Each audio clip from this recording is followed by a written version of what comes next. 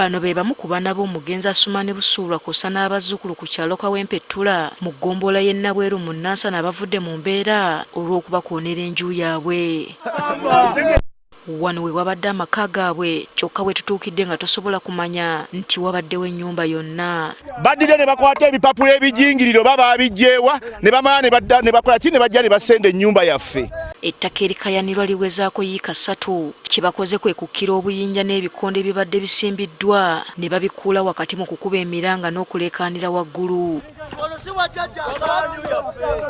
Naye nga nsonga tidda batuwanyabonye obwekalidde ebiwandiiko babituwa butubule tugendawo wallahi ne bayimiriza ebisigadde naye tugenda okuva gyevudde ng'ennyumba bagiseeza.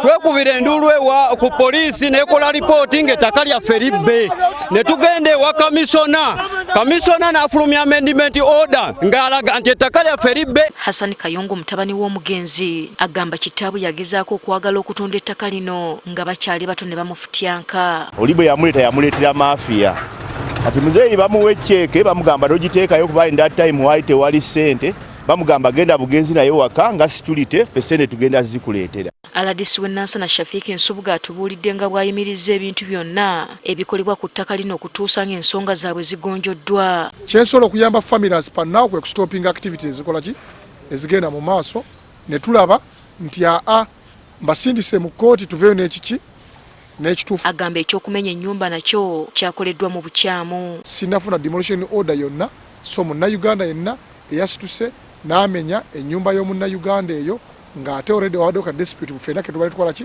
ke tumanyi ekyo nkivumese kukumira yenna kwabadde kwaza ttaka nga balina ebyapa era mbagirawo stoppinga divo. Tukitegedde nti enkayana ku ttaka lino zirudde nga zisoba mu myaka 3. Abagambibwa okuba emabega w'okumenya ennyumba eno tetusobodde kubafuna oluvannyuma lw'okubulwa ennamba zaabwe. Asfa Nanvuma, Agafeeyo ku Spark TV.